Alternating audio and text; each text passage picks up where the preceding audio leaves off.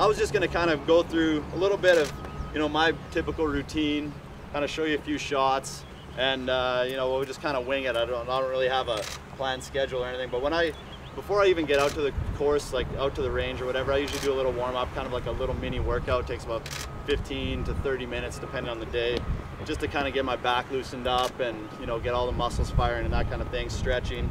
But when I get out to the range, this is a 54-degree sand wedge, and I usually just start kind of, and I've already done this a little bit, but just kind of hitting shots, not really even caring exactly where it's going, just looking for, you know, good contact.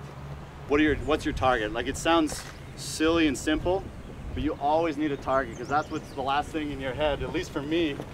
When I look up, say I'm going for the second pole, so my fairway would maybe be the first pole on the right and the third pole.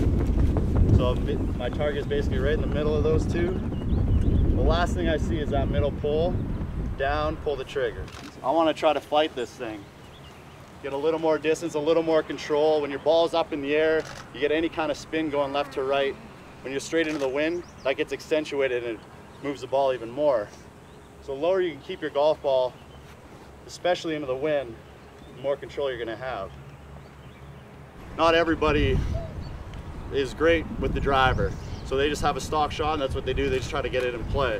Not everyone's a great putter, so they just try to give themselves as many chances as they can. So you got to know what your strengths and weaknesses are and try to kind of work your game around that.